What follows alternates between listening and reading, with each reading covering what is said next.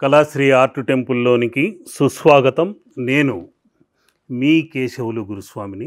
ముఖ్యంగా ప్రపంచంలో ప్రతి మంత్రము గురువు అనుగ్రహముతో, ఆ మంత్రోపదేశముతో, బీజాక్షరం కానివ్వండి, మంత్రోపదేశం కానివ్వండి, చేసిన తర్వాతే ఆ మంత్రానికి ఉన్న విశిష్టత, పవిత్రత,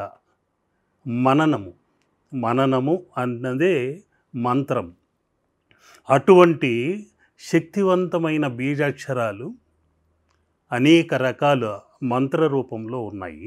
ఉదాహరణకి గాయత్రి మంత్రము 24 రూపములతో, 24 బీజాక్షరములతో మహాశక్తివంతమైనది ఆ గాయత్రి మంత్రము. ఉపనయనముతో, సంధ్యావందనముతో, గురువు యొక్క అనుగ్రహముతో నిత్యము చేసుకుంటూ వచ్చే ఒక ప్రక్రియ.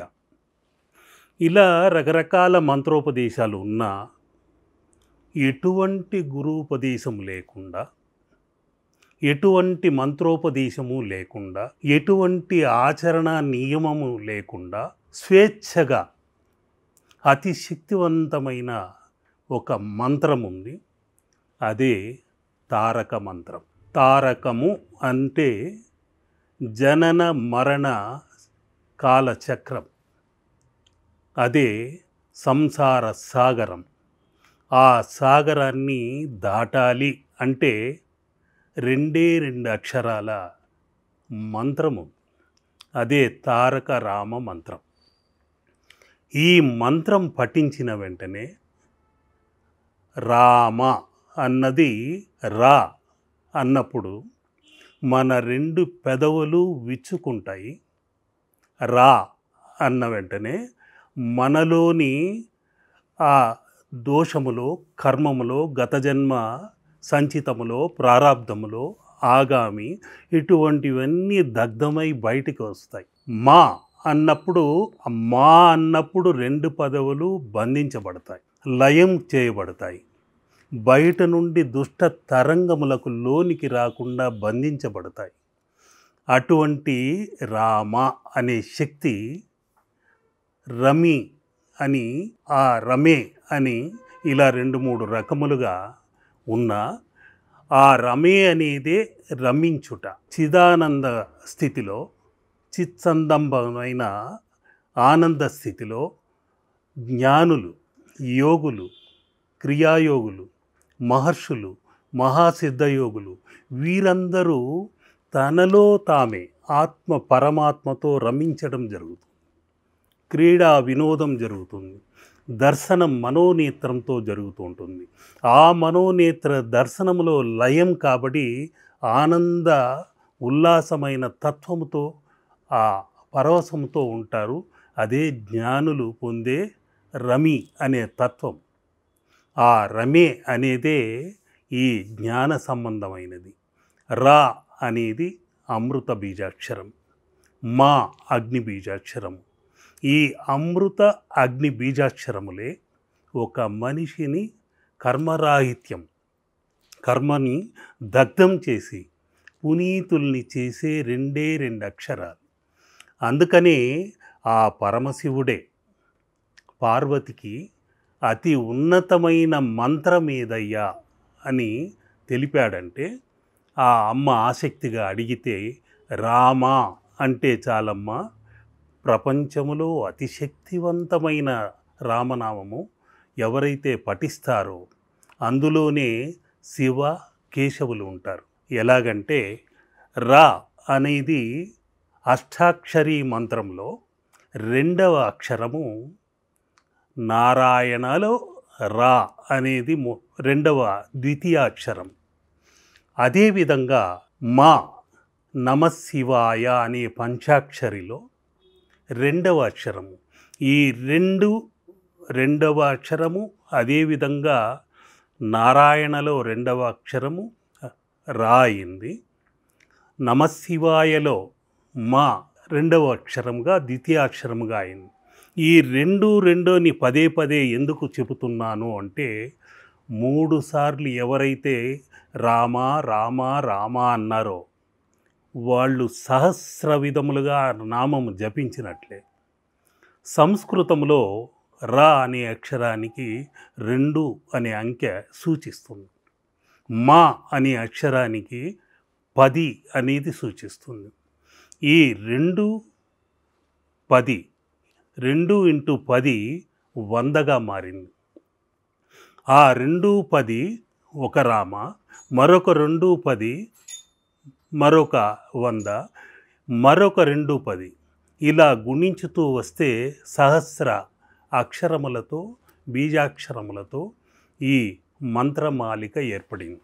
అందుకనే మీరు 3 సార్లు రామ రామ శ్రీరామ అని జపిస్తే చాలు. ఆ రామనామం అంత శక్తివంతమైనది. ఆ 3 సార్లు జపించినది 1000 సార్లు మనం జపించినట్లు లెక్క. కాబట్టి ఆ రామనామముకున్న విలువ శక్తివంతమైనది. ఓసారి వారధి కడుతున్న సమయంలో రాముడు ఆ వానర సేనని ఆసక్తిగా చూస్తున్నాడట. హనుమంతుడు కూడా వానరులతో పాటు ప్రతి రాయి పైన రామ అని రాసి ఆ రాతిని సముద్రంలో పడేసరికి ఆ సముద్రంలో పడ్డ రాయి మునిగిపోకుండా తేలిపోతుంది. రామనామానికి అంత తేలిక. ఎంతటి సముద్రాన్నైనా, ఎంతటి లోతైన సముద్రమైనా, ఎన్ని తుఫానులున్నా, ఎన్ని సుడిగుండాలున్నా అవన్నీ మనకు తేలికగా బయటపడేస్తుందనే సూచన. అటువంటి రాళ్లను వానరులందరూ రాసి రామా అని భక్తిగా వేస్తున్నారు. వీళ్ళు వేస్తుంటేనే ఇంత తేలికగా రాళ్ళు, అంత పెద్ద రాళ్ళు దూది పింజల్లా తేలిపోతున్నాయి. నేనే రామ అని రాసి వేస్తే అది ఇంకెంత ఎత్తుకు ఎగురుతుందో చూద్దామా అనుకొని రాముడు వినోదంగా ఓ రాతిపైన తన పేరు తానే రాసి వేసేసరికి ఆ రామ అనే అక్షరములతో రాముడు లిఖించిన రాయి కాస్త బుడుంగన మునిగిపోయింది. ఇదేంటి హనుమ, మీరందరూ రాస్తుంటే ఆ రామ అనే అక్షరాలకు తేలిపోతున్నాయి, స్వయాన రాముడినైనా నేను వేస్తుంటే మునిగిపోయింది ఎందుకు అని. హనుమంతుడు వినయంగా, స్వామి, మేము మీ పైన ఆరాధనా భక్తితో మీ రూపాన్ని ధ్యానిస్తూ చేస్తున్నారు. ఆ రూపానికి, ఆ రామ అనే అక్షర పవిత్రతకు అవన్నీ తేలికైపోతున్నాయి. మీరు ఎవరినీ పూజించకుండా, ఎవరినీ ఆరాధించకుండా చేయవలసిన భగవంతుడే స్వయంగా మీరే అయినప్పుడు మీరు ఎవరిని స్మరించి వేస్తారు? కాబట్టి మా భక్తి, రామ భక్తి ఆ విధంగా ఒక వారధిగా తయారైంది అని వినోదాత్మకంగా తెలిపారట. అంతటి రామనామ మహిమ మనకు పురాతన కాలము నుండి రామ, శ్రీరామ అనే అక్షర పద విన్యాసముతో, బీజాక్షరములతో శక్తివంతంగా ఉంది. ఆ రామ అనే నామ మహిమ ఈనాటికి మనం చెప్పుకుంటూ వస్తున్నాం. ఆ రాముడు యొక్క నామస్మరణ ఎక్కడైతే ఉంటుందో, ప్రతి నోట రామ అనే పలుకు, ప్రతి ఆ ఊర్లోనూ రామాలయము అనేది ఉండాలి. ఏ ఇంటనైతే రామ అనే ధ్వని వినిపిస్తుందో, ఏ నోటనైతే రామ అనే ధ్వని వినిపిస్తుందో ఆ చోటల్లా ఆ హనుమంతుడు తిష్ట వేసుకుంటాడు. శని ఛాయలు కూడా ఆ ఇంట ప్రవేశించవు. అంతటి శక్తివంతమైంది ఆ రామనామం. అటువంటి రామనామ స్మరణతో మనం జీవన పయనం కొనసాగిద్దాం. ఆయన పట్టాభిషేకం చిత్రం పెట్టి ఆరాధించుకుందాం. ముఖ్యంగా ఈ మధ్యకాలంలో కొందరు చిత్రంగా అడుగుతుంటారు, అయ్యా, రాముడి పటం ఇంట్లో పెట్టుకుంటే కష్టాలు వస్తాయట కదా, మాకేమైనా ఆ విధంగా పెట్టుకోవటం వలన ఇబ్బందులు ఎదురవుతున్నాయా? మా ఇంట్లో రామ పట్టాభిషేకం ఉంది, దానిని తీసి ఎక్కడైనా ఆలయంలో పెట్టవచ్చా? వేరే చిత్రం ఏదైనా పెట్టుకోవచ్చా? ఇలా వింత వింత ప్రశ్నలతో, సందేహాలతో వస్తుంటారు. నిక్షేపంగా రామ పట్టాభిషేకం పెట్టుకుంటే ఆ ఇంట పట్టాభిషేకం నిత్యం జరుగుతున్నట్టే. ఏ ఇంటనైతే రామ కళ్యాణం అనే చిత్రం ఉంటే ఆ ఇంట నిత్య కళ్యాణం పచ్చతోరణంగా వెలుగొందుతూనే ఉంటారు. కొందరేంటయ్యా అంటే అనవసరమైన వదంతుల్ని నమ్మి ఈ విధంగా చిత్రాలను తీసేయవచ్చా అనే సందేహాలకు, దేహం అంటేనే సందేహమే, సందేహాల పుట్ట అది. అటువంటి ఆ ఆ సందేహ తత్వముతో మనిషి జీవించటము, ఆ సందేహాల్ని ఆసరాగా తీసుకొని ఎదుటి వాళ్ళు సలహాలు ఇవ్వటం, ఉన్న చక్కటి చిత్రాన్ని తీసి పడేయటం, ఇటువంటి పొరపాట్లు చేయకండి. అయ్యా ఇంకొందరు రాముడు అనే పేరు పెడితే ఏదో అయిపోతుందరుగా, మా వాడికి రామకృష్ణ అని పెట్టాను, ఆ రాముడు ఎన్ని కష్టాలు పడ్డాడో, ఆ కృష్ణుడు ఎన్ని కష్టాలు పడ్డాడో, మావాడు అంతే పడుతున్నాడు అని రకరకాలుగా అంటుంటారు. రామ అనే అక్షరముల వలన ఈ మాత్రమైనా ఉన్నాడమ్మా మీ అబ్బాయి, ఈ మాత్రమైనా ఉద్యోగంలో నిలబడ్డాడు, లేకుంటే ఏనాడో ఊరొదిలి వెళ్ళిపోవలసి ఉంది ఆ జాతక చక్ర ప్రకారము, కర్మానుసారం. అంతేకాని ఏ పేరు వల్లనో ఏ దీని వల్లనో ఇటువంటి పొరపాట్లు జరగవు అని కూడా వారికి వెన్ను తట్టి ఆ పేరు పెట్టుకోవచ్చు.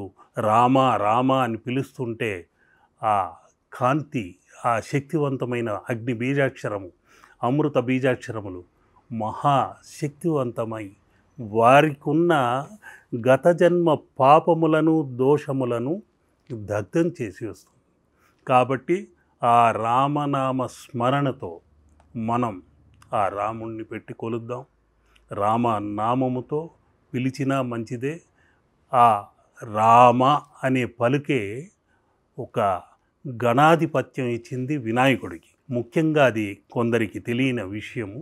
ఒకసారి జ్ఞాన ఫలమును కైలాసంలో నారదుడు తీసుకొచ్చి ఇచ్చి, ఈ జ్ఞాన ఫలము మీ ఇద్దరు కుమారుల్లో ఎవరికైనా పంచిపెట్టండి అనేసరికి ఆ ఫలమును ఎవరికి ఇవ్వాలో అర్థం కాకుండా ఇరువురు ఆ కుమారులను చూసి, ఎవరైతే ముల్లోకాలు తిరిగి వస్తారో వారికి జ్ఞాన ఫలమును, గణ ఆధిపత్యమును అందచేస్తామని తెలియచేసేసరికి కుమారస్వామి అతివేగంగా తన మయూరాన్నెక్కి ముల్లోకాలను చుట్టి రావటానికి బయలుదేరాడట. వినాయకుడు మాత్రం ఒక్క క్షణం ఆలోచించి వెంటనే తల్లిదండ్రుల ముందు రా మా అని, ఆ రా అన్నది నారాయణ మంత్రంలోని ద్వితీయాక్షరముగా భావించి, మా అన్నది నమశివాయలో ద్వితీయాక్షరముగా భావించి,